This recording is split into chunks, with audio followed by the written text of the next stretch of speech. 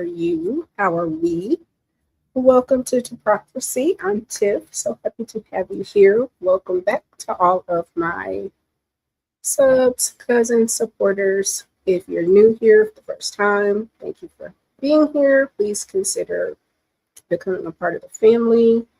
If you are part of the family, please come in, comment, like, subscribe, and share.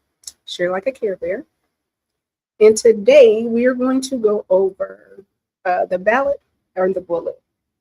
Let me check because I'm recording by myself. I just want to make sure you're going to hear echo. Okay, here we go. I want to make sure that I had good audio. But we are going to cover the ballot or the bullet. It has been a very interesting time during the politics season. We have seen some out of the ordinary, unusual type of foolery going on. I feel a way about a lot of it. I am trying to not be overly emotional. I'm frustrated. I think a lot of Black people are frustrated if you are, and if you believe in like the political process, you understand that we are in abnormal times. I'm also highly frustrated. And when we go and we'll see where Malcolm X talked about the ballot or the bullet, I'm watching political commentary, and I think part of my concern is I see a lot of people attempting to say that because there's no normalcy, we should, at this point, not participate in the political process. And what I will say is we do know that even Black revolutionaries believed in voting. The Black Panthers produced and talked about voting. We're going to see what Malcolm X or El Malik Shabazz talked about voting. And then, of course, we have our civil rights heroes and sheroes like Fannie Lou Hamer, which maybe about a year or 2 years ago, I did a special on Fannie Lou. And I'll go through, again, some of the civil rights leaders. I feel like our ancestors and some of us still have grandparents and great grandparents that are still living that really fought hard for us to have a political voice. So to see it being whittled down is it's disturbing and it's depressing and it's enraging. I'm also at a point to where, when did we believe that these people were going to do the right thing because it was the right thing to do? I hate that we ever kind of bought into this theory that we could somehow attempt to make white people do the right thing. I'm beyond the point of trying to be politically correct just because at this point, these people are not showing any coup. They're not showing, and they're not doing the right thing. They are legitimately wrecking shop. They are being dangerous for Black people and dangerous for our rights. So we have to just be honest about where we are, what's going on, and how they're affecting us. Hi, how are you? Hey, Zero. Thank you so much for being here. Oh, you think I'm beautiful? Thank you. I think I'm cute today. I'm a little cute today. I'm showing a little cleavage. I know my little big brother is gonna be like, cover it up. So let me just make sure. But I'm wearing a cute little ditty. Let me see if I can show a little outfit from the husbands. Ain't it cute though? Look at that. Look at the top of that. That's cute, right? Okay, so now that we've shown the outfit, we got our makeup on, we got a little hair did. We've started off, so I'm going to show you just some different things. We're going to start off with Keith Boykin, and he talked about the ballot and the bullet. Not hey now. Y'all are silly. Let me cue it up. We're going to just go through some clips, talk about it a little bit. What made me bring this on, and I'm going to further show. I've seen a lot of people that are political commentators that I feel like are leading people astray, particularly Black people. What I want us to do is to grow up, and we've got to mature really fast with our politics. because the gang shit, the Democrats, the Republicans, neither one of these parties are for us. And the sooner we understand that and really just kind of come out of this foolishness, we got to come out of it. Let me see what Zero's saying. White people ain't finna do the right thing. Our ancestors had to force them to the point where they had no choice to do what we wanted. And that, I think that's absolutely true. I think somewhere along the lines we believed, and I will say we being, my mother integrated her school. My mother's from the Midwest. Where I went to school, and I'm from East Texas, my mother believed that moving to a different side of town and being around the others, like the best thing was to be in a good school district. And hey, next level, she felt like she was helping me. When I went to the elementary that I went to, there were 6 Black kids there. So did I integrate it? No, but definitely did not have a lot of Black people there. I have, for the majority of my professional life and even in my schooling, the high school that I went to was 6% Black. So I've always been very familiar with being around white people and having a level of access to them and understanding that when you're younger, like everybody went outside and played together. Everybody did everything together. We grew up together. And the transition was really about when we got to about high school, junior high, where you started seeing things like where I went to high school, every year somebody spray painted the word nigger, either on the locker room, on, oh, hey, shout out East Texas. Yes. So you said Lufkin. I'm from Smith County. So I'm from Tyler, Texas. And when I say I'm from the country, like one of the high schools is literally Robert E. Lee. And that would have been the high school had I stayed in East Texas. That would have been my high school. That it's predominantly white. I grew up in a suburb of Dallas. And again, high concentration of white people. Black people being about, I think, 6%. I think we may have had 3% of like Asians and like 2% others. So it's just a white high school. I was in marching band. I did all of the things. I was in all district choir. As a profession, like I did corporate America. When I was in leadership, I was one of 2 Black women in leadership, transitioned into doing wellness in yoga. And I think I might have been one of the only Black yoga teachers in Dallas for years. And there's still, that's not a high probability of them. What Zero's saying, I don't either partially trust. Yeah, I don't trust either party. I am at a point to where it's twofold. I definitely believe that we are in this position because Black people have voted so heavily for Democrats. But I also believe that Black people voted for Democrats because the Republicans were not giving Black people any opportunity. Okay, come on, see Augustine and Kellyville. Yes. So if you're from East Texas, then you are very familiar. Like we still have sundown towns. You know, there are certain areas that you don't need to get caught after dark. I really feel like the connection that specifically I would say people in Texas that we have with white people is very different. And because I've now been introduced to Black people that are up north, and when I'm saying like East Coast Black folks, their connectivity to other nationalities is completely different. I was an adult when I met my first Jamaican friend. We don't have that same saturation. And I think that folks up north had believed that the white people that they were dealing with were better. And in the words of Chris Rock, like racism is not ours to fix. Until we get a better crop of white people, it's just not going to get better. And I want Black folks to really be honest with themselves. We'd love to say that, you know, we're our ancestors. Okay, well, these are their ancestors. These people, what is it, alligator, alligators, like they were eating us and stuffing. Like we are not honest with the horrific things that we saw and experienced in slavery. I think we thought, hey, we've integrated, things are getting better. We can live in the same neighborhoods. We can go to the same schools, not understanding the backlash from Obama has been very severe. And the reason like I said, I want us to look at this, the ballot or the bullet, because our good brother Malcolm told us a long time ago, I'm going to share this. The person that I'm sharing right now, this is Keith Boykin. He is a very studied, well-respected, and he's going to kind of break down some of the points. So we'll go with him first. Put a 1 and let me know if you can hear.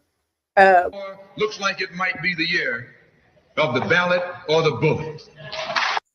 That was Malcolm X 60 years ago. But sadly, we could say the same thing about 2026. It'll be the ballot or it'll be the bullet. It'll be liberty or it'll be death. And if you're not ready to pay that price, don't use the word freedom in your vocabulary. It was April of 1964, and Malcolm had grown tired of Democrats and Republicans giving lip service to civil rights, but not passing any laws to protect Black people. And understand this, that the ballot is as powerful as the bullet. His ballot or bullet speech was a call to action and a threat to white America. Either Black people will have the right to vote or white people will see an armed revolution. Yet today, even as the former Confederate states are ripping away Black voting power all across the South, there are voices out here telling Black people that voting doesn't matter. Malcolm knew better. We must know what part politics play in our lives. And until we become politically mature, we will always be misled, led astray, or deceived or maneuvered. You see, Malcolm understood exactly why the Black vote was powerful. The whites are so evenly divided that every time they vote, the race is so close, they have to go back and count the votes all over again. And this which means that any block, any minority that has a block of votes that stick together is in a strategic position. Either way you go, that's who gets it.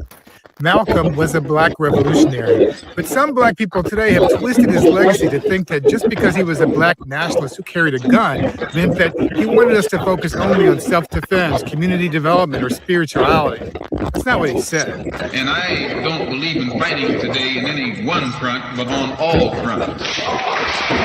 Malcolm believed in using all our weapons, including the right to vote. That's why he urged Black people to recognize the political power we have at our fingertips and use it. All across the South, Republicans are passing a flurry of new laws to erase Black voting power. It's the same Southern states that tried to block our civil rights in Malcolm's time. The main senators that were involved in the filibuster were from the states where there were the most Negroes. Why were they filibustering the civil rights legislation?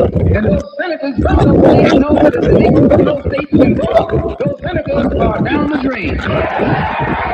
He's right. Mississippi, 38% Black. Louisiana, 33% Black. Georgia, 33% Black. Tennessee, 16% Black. That's not including the 7 million Black people who live in Texas or Florida. The same Southern states that are rushing to take away Black voting power, the states where most Black people live. More than half of Black people in America live in the South, and Republicans know that if enough Black people in the South rise up and vote, they'll be out of power. So they use voter suppression to stop us from voting and gerrymandering.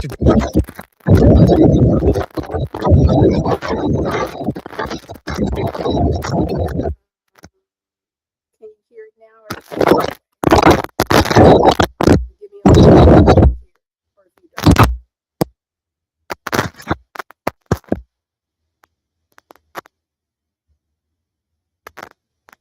Okay, is the audio still distorted or is it better?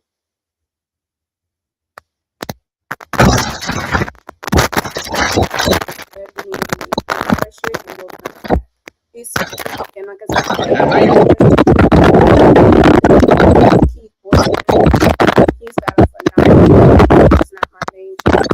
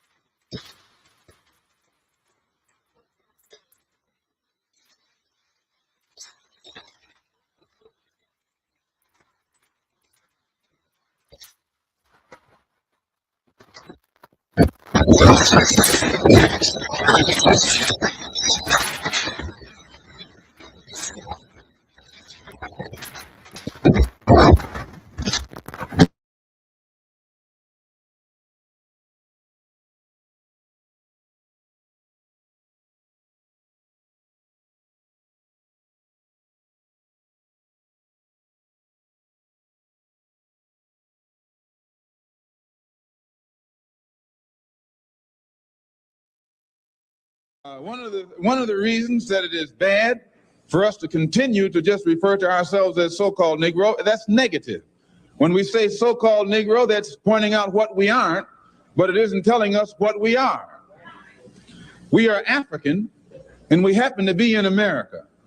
We're not American. We are people who formerly were Africans who were kidnapped and brought to America.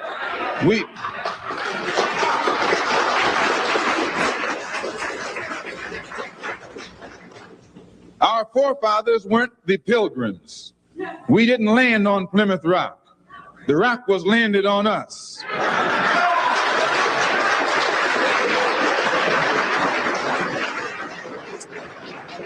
We were brought here against our will.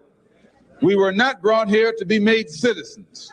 We were not brought here to enjoy the constitutional gifts that they speak so beautifully about today. And because we weren't brought here to be made citizens today, now that we've become awakened to some degree and we begin to ask for those things which they say are supposedly for Americans, they look upon us with hostility and unfriendliness. So our unwanted presence, the fact that we are unwanted, is becoming magnified in all of America's preachments today. In the United Nations, you have poor nations and rich nations. They say that the most powerful bloc in the UN are the African Asian bloc. These are the poor nations. Yet they carry more weight in this political body than the nations do who have all the money. Why? Because no matter how wealthy America is, she only has one vote. No matter how wealthy Russia is, she only has one vote. Whereas all the poor nations in Africa who have just emerged into independence, they have each a vote too. And they stick together and are able to outmaneuver the rich nations. This is by having independence and the right to vote in the political world body, it has enabled the dark nations to band together and use the strength of their ballot to force the wealthy nations, which are the white nations, into giving more independence to other nations who are still under their jurisdiction. You and I have to look at this. and understand this, that the ballot is as powerful as the bullet. Now, if you and I leave it up to the moderate Negro leaders, they'll be able to trick it up and make the world think that they passed something that doesn't really mean anything. So what you and I have got to do is get involved. You and I have to be right there breathing down their throat. Every time they look over their shoulder, we want them to see us. We want to make them pass the strongest civil rights bill they've ever passed. Because we know even after they pass it, they can't enforce it. In order to do this, we're starting a voters registration drive. We have to get everybody in Harlem registered, not as Democrats or Republicans, but registered as independents. We're going to organize a corps of brothers and sisters who, after the city is mapped out, they won't leave one apartment house door not knocked on. There won't be a door in Harlem that will not have been knocked on, to see that whatever black face lives behind that door is registered to vote by a certain time this year. Nobody will have an excuse not to be registered. We'll ask him, let us see your card. If you don't have the sense of responsibility to get registered, we'll move you out of town.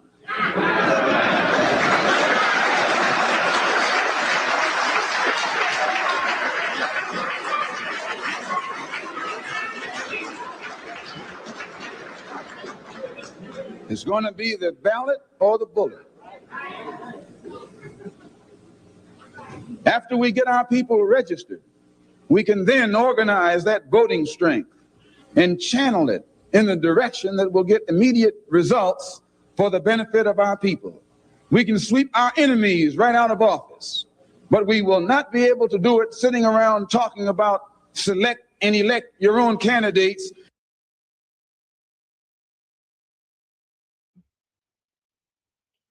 Hey y'all, I'm your legal bestie, Attorney Simone, and in this video,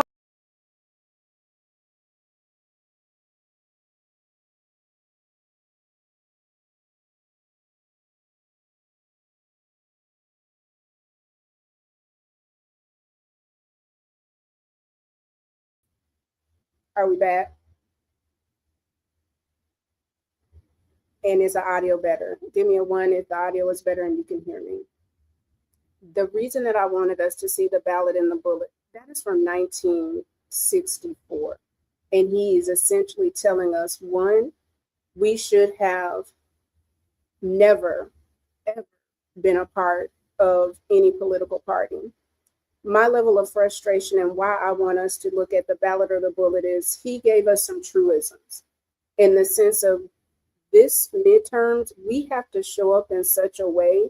And I'm not telling you which way to vote. I will say this much. I do believe that the decision that came from the Supreme Court is absolutely devastating. I think it was also necessary for a couple of reasons. I think it was necessary because we needed to understand that these people are not playing with us.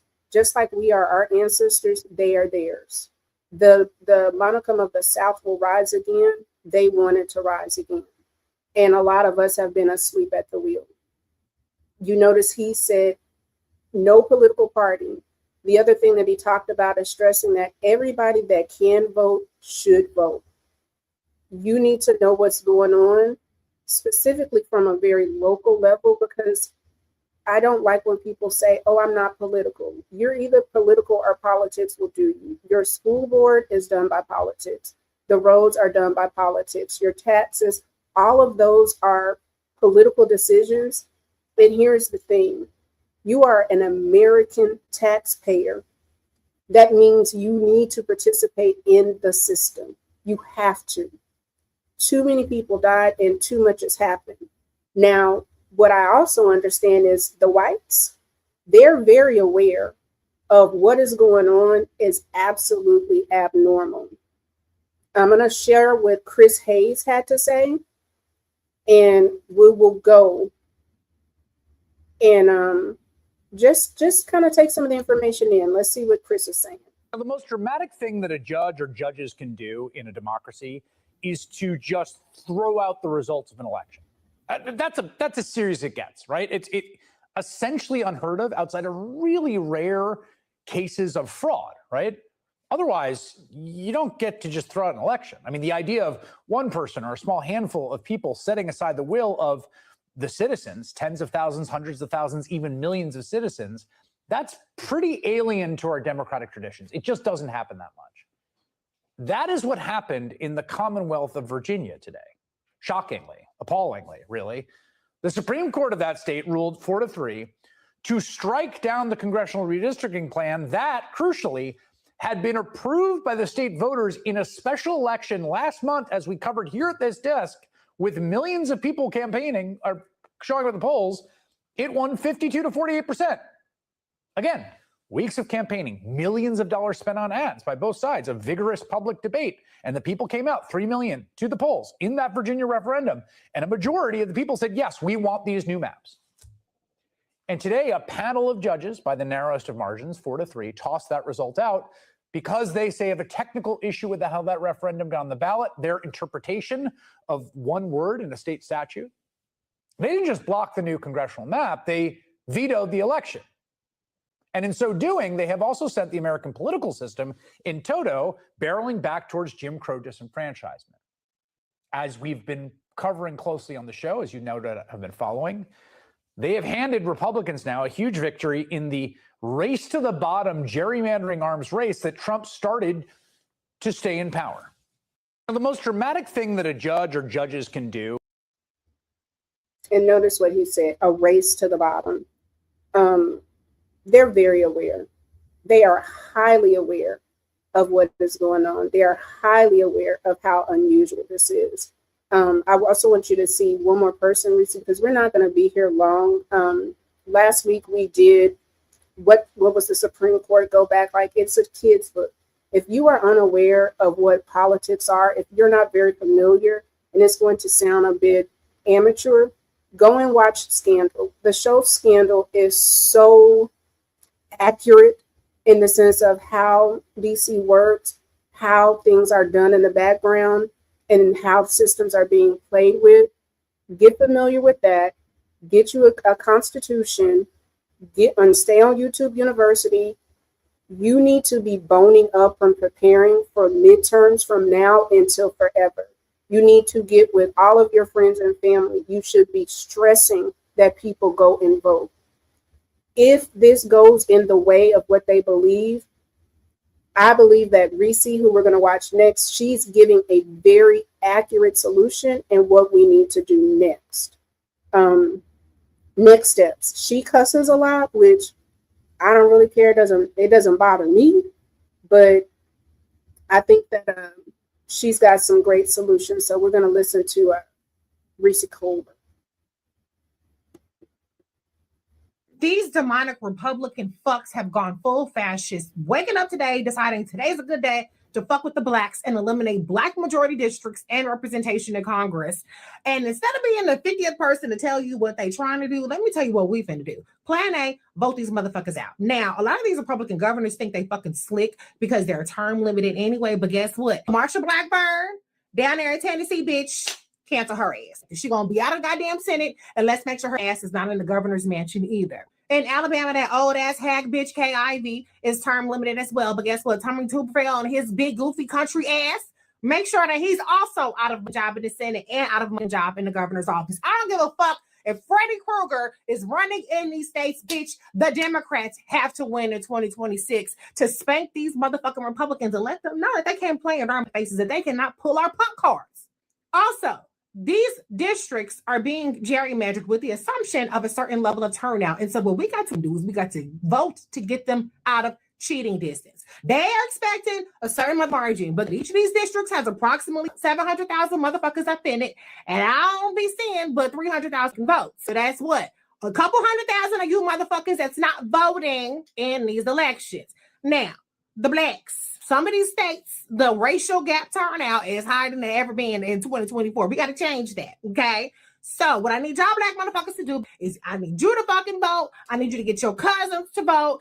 And I need you to adopt a woke white and get their motherfucking asses out to vote. Because if we can get a woke white off the couch into the booth, then we can flip some of these goddamn Republican gerrymandered districts that they think is insane.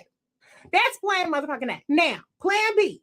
If these motherfuckers do succeed in gerrymandering these districts so bad that you cannot vote a Democrat in, no matter how hard you and Pookie and your cousins them tried, and adopting a woke white didn't work, then give these motherfuckers hell. See, the thing about it is, a lot of these Republicans don't have to deal with the blacks because the blacks are packed into one little district. But guess what? If you have the blacks cracked, then that's more motherfuckers that got to see our faces. So make sure if these motherfuckers do get elected that you give them hell. I want y'all asses blowing up their phone numbers when they're in Congress. I want you at their town halls. I want you to be utilizing their services.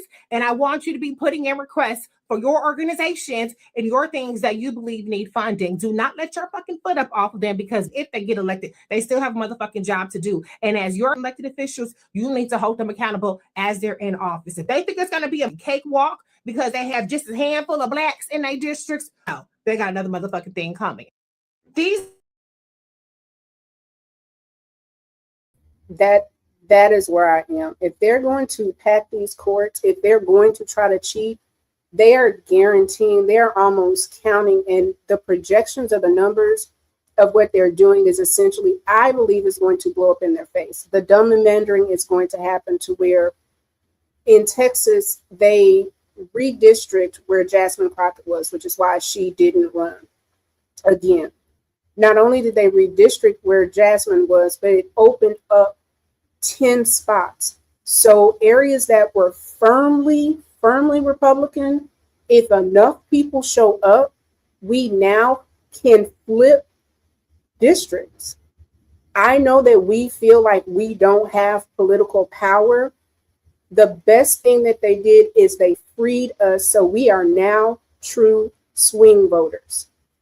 They are no longer going to be able to just determine and count on the black vote. Now, what you are going to see is like the CBC, the Congressional Black Caucus, they're going to have to show up in a way that they've not showed up for black people in quite some time. Because if I'm going to be completely honest, there is no reason why we are in this position, because had they fixed this shit in 2013, when they took the first part of the Voters' Rights Act down, we shouldn't be here. They had from 2013 to 2026, and at least from 2013 to 2024, to firmly secure the voters' rights. I believe that these folks thought that they could always dangle black people and black votes. I am going to say this, and I hope that you adopt this. Black people should be uncommitted, and we should have transactional voting, meaning we do not commit to a party, and the only way that you get a vote from us is it is tangible and transactional, and you need to have a black agenda. You need to be talking about the economy. You need to talk about education. You need to talk about wealth building. You need to have something firmly to have people show up. The whole, I'm not him, that's not going to work. Last week we looked at the DNC, and I'm telling you right now, the people that believe that the Democratic Party is going to be the party to stand up for black people, they haven't done it since at best 2013. They knew when Obama got in that office and they struck down part 5 of the Voters' Rights Act, that needed to be addressed then. So I want to know from Obama to Biden, what the hell happened? And if you are a part of the Congressional Black Caucus and now you are fighting to save your seat, you are going to have to say what you put up, where you tried to fight, and why did it take this long? Because what you have been doing is you have been trying to woo the whites who are never going to vote for you. White people have not voted for the Democratic Party since not JFK. Who signed the bill? It is, oh God. Somebody put it in the comments. And Ed, I'm going to fight you. This is not a wig, sir. This is my hair. Go to hell. Who signed in the voters' rights law? The VAR was signed in by somebody. Drop it down for me in the comments, please. Since the voters' rights passed, They've not voted Democrat. White people have squarely voted for Republicans. And these these white supremacist whites, the Heritage American Foundation, these people have been plotting this for a very long time. And I need for Hakeem Jeffries, Chuck Schumer's, all of you people that are in leadership right now, you need to be screaming from the fucking mountaintops that you are not going to allow our rights to be dissolved. And then you spicy whites, you righteous whites, just like y'all be trying to get into the street every 3 or 4 months for these No Kings protests. If you can protest for immigrants, then I need to see your white asses protesting for black folks. If there's no reason in the world where there's not some type of major march, and black people should not have to be in the streets. It is your people that's doing this. These are your grandmothers. These are your cousins. These are your aunts, your uncles. These are some of the people that you are married and sleeping with.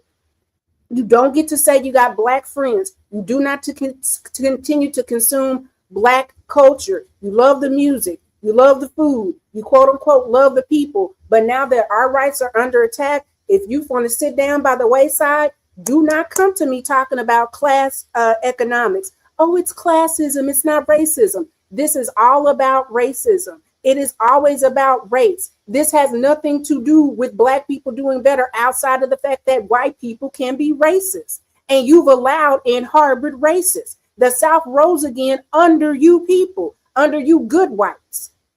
So you good whites need to get out in the street, hit that pavement, and get to showing, because I can tell you this much. We know what it looks like when you're angry. I don't want to hear the soft, this is not good and this is so wrong.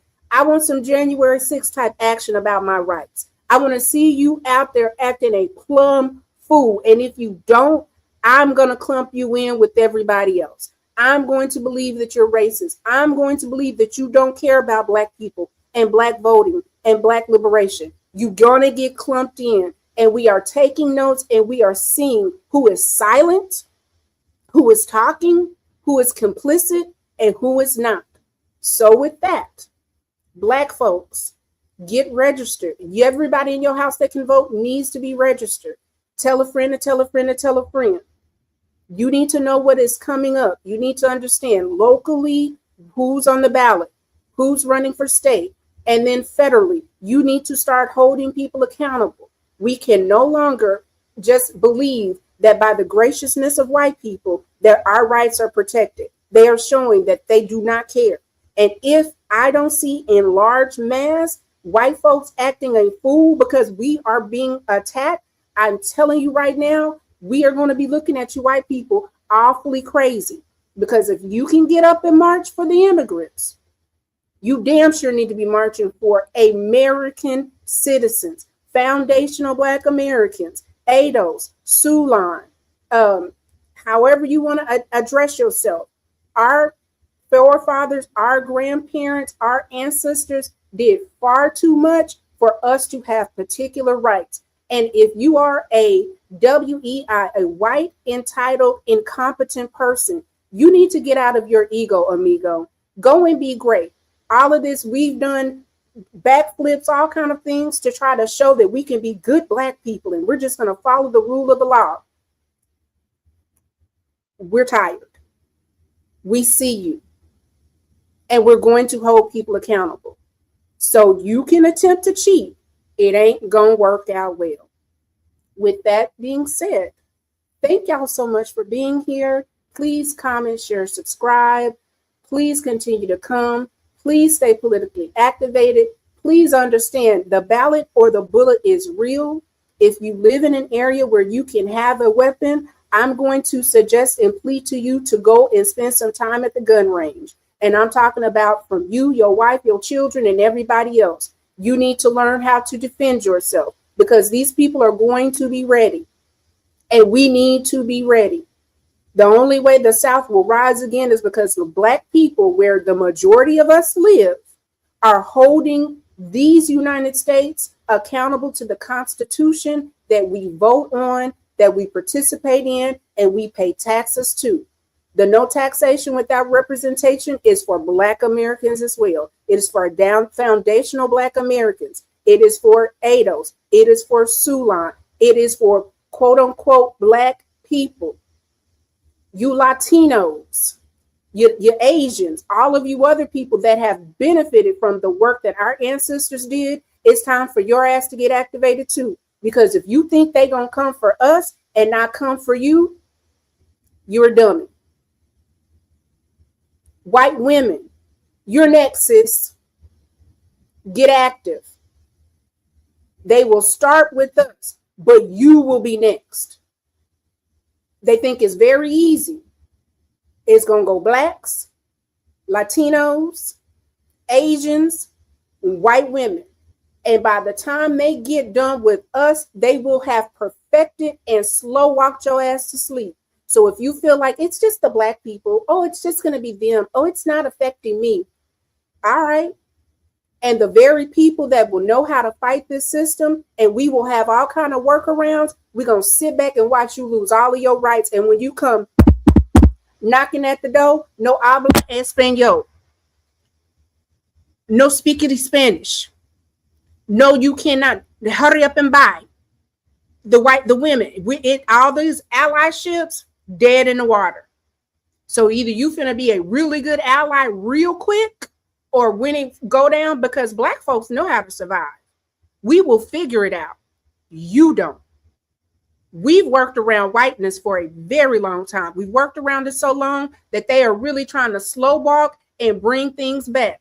And what you don't get is we're not going back. I'll be damned if I get in the field. I'll burn this bitch down. And I know I'm not the only one. And by the time it gets to burn it and it's time to pick a side, you're going to be screwed and I'm going to be cool. And y'all all going to be looking who, and the who in the hell let the gate open. That's where we're going to be at. You're not going to gain entry. We're not going to partner with you. We're not going to help you, because we're going to see who helped, who stood up, who marched, and who was a real, true ally. We're not claiming this BIPOC, these people of color. Get your non-white ass out. And here's the thing. If you're not white, male, Christian, and rich, bitch, you're up. You're up. You're up. You're next in line, beloved. You are next in line. So figure out, get real quick. Get cute real quick. The midterms are coming, and I'm watching, and I know my fellow brothers and sisters are watching. Get right or get gone. And with that, have a good one, friends, family, cousins. Have a wonderful weekend. I might see some of y'all tonight by my brother Hemp. All of y'all that came from This Might Be Risky for showing support. Thank y'all so much as we grow this channel. My goal is to get us politically activated, keeping the information, making sure that we know what we need to do, because that is my charge, and I will make sure that we have what we need. We also have to hold these allies accountable. But again, This Might Be Risky family, thank you so much for being here. My husband, thank you for being here and being so supportive. All of my other friends, family, anybody that swung by, if you found this video by happenstance and you just want to see somebody that I love politics, I love people, and I want the best. I want the best for black folks. But here's the thing. If we win, everybody wins. Statistically, it shows. And black people, these people would not be fighting for you not to be able to vote if it didn't impact not only this nation, but the world. Our liberation story has freed the Americas, and it has freed nations far and few between. We are the tastemakers. We are the soul of this country, and we ain't going back. Go be kind to a black woman, man, or child. Go be kind to another human being, but most importantly, be kind to yourself.